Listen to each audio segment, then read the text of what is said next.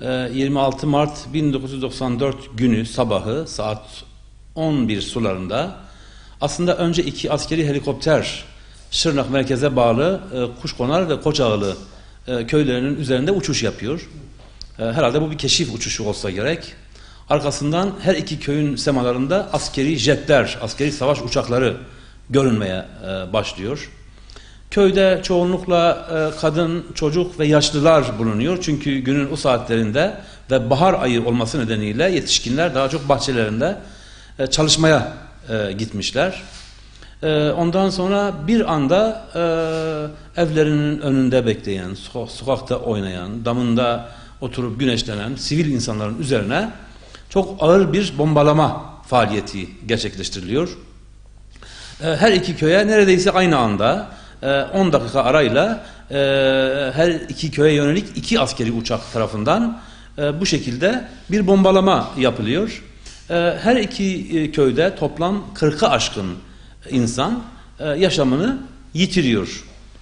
Kuşkonar'la ilgili hiçbir işlem yapılmıyor. Sanki böyle bir olay olmamış gibi bir durum söz konusu. Ama Koçağılı ile ilgili ise belirsiz bir soruşturma evrakı tanzim ediliyor. Sanki havadan havan topları geldi, işte insanlar öldü. Ama kim, nasıl oldu? Bununla ilgili bir açıklık olmuyor.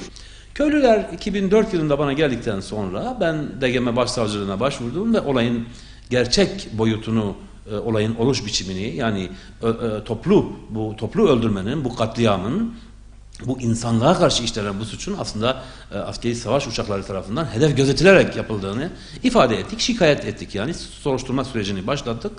Bunun üzerine dosya görevsizlikle Şırnak'a, Şırnak'tan Diyarbakır'daki askeri mahkemeye, Diyarbakır'daki askeri mahkemeden tekrar Şırnak'a, Şırnak'tan tekrar Diyarbakır'a, böylece 10 yıl 2012'ye kadar böyle gidip geldi.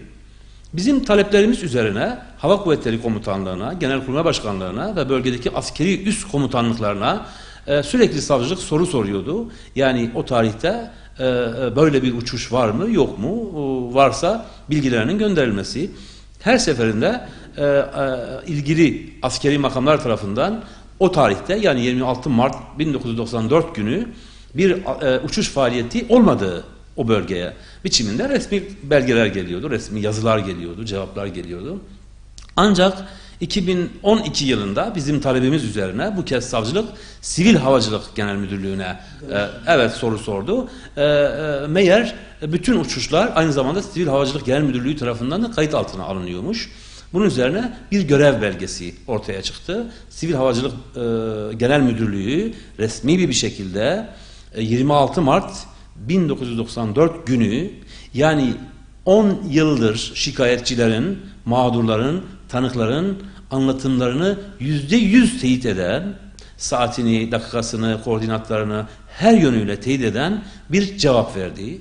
Ondan sonra cevabın ekinde bulunan görev belgesinde askeri uçakların numaraları, görev kodları, taşıdıkları bombalar, bu uçakların markaları, üstlerden uçuş saatleri, yüklerini boşaltma anı, yani bombalama anı ve üstlerine dönüş anı, Şırnak'ın batısı ve kuzeyine ilişkin enlemler, koordinatlar, yani tam da köylerin bulunduğu noktaya işaret eden teknik bilgiler yer aldı. Temmuz 2012'de savcılığa başvurarak bu uçakları kullanan pilotların ve onlara emir veren ilgili kamu görevlilerinin, komutanların tespiti ile haklarında gerekli işlemin yapılmasını ve tutuklanmalarını talep ettik. Ancak ne yazık ki 19 yıldır bu somut resmi delillere rağmen hala da bu soruşturmada kayda değer bir ilerleme kat edilemedi. Bir yönüyle bu Uludere'den çok daha vahim bir olay. Yani tabii Uludere'de çok büyük bir olay, büyük bir katliam.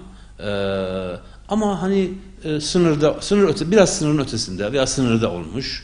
Bilmem, çeşitli iddialar var. Gerçi Uludere ile ilgili de biliyorsunuz çok tatmin edici bir soruşturma yürütülmedi. Halinde gizli yürütülüyor. Ama bu 94'teki olay bizzat ülke sınırları içerisinde bir yerleşim birimine yönelik ve iki yerleşim birimine yönelik ve doğrudan hedef gözeterek ve birden çok bomba atılarak, yani kaza olma ihtimali sıfır olan bir durum.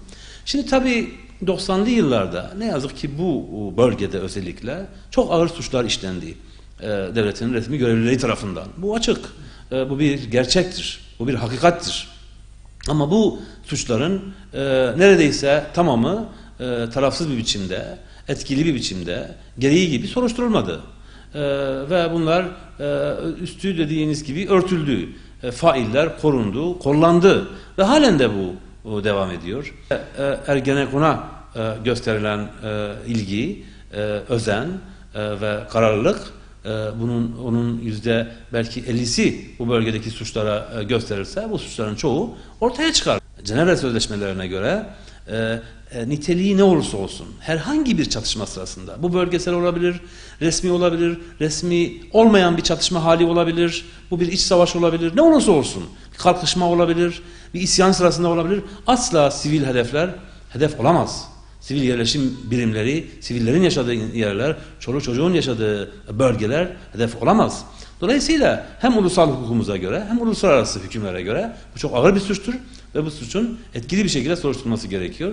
Ne yazık ki bugüne kadar etkili bir soruşturma yürütülmedi. Uluslararası sözleşmelere göre zaman aşımına uğramamaları gerekiyor. Çünkü insanlığa karşı işlenen suçlar, ama 2005'ten önce bu suçlar işlendiğinden Türkiye'deki ulusal kanunlara göre, ceza kanunumuza göre o zaman insanlığa karşı suç diye bir düzenleme yoktu. Dolayısıyla Türkiye'deki savcıların, yargıçların kesintisiz bir biçimde zaman aşımını kesen bir işlem olmadığı takdirde 20 yıl geçerse üzerinden zaman aşımından bu dosyaları düşürme ihtimali kuvvetle muhtemeldir. Nitekim buna benzer bazı dosyalar 20 yıl üzerinden geçmekle düşmüştür. Bizzat olayı görenler var. Çevre köylerden bombalama faaliyetinden hemen sonra oradaki yaralılara yardıma giden çevre köy muhtarları var.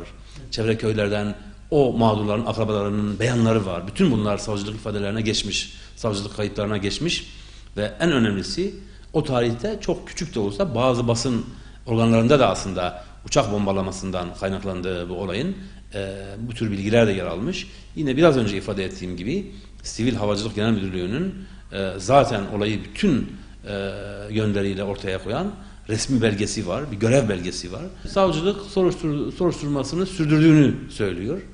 Ama 19 yıldır bu ağır suçun faillerinden kimse henüz tutuklanmamıştır.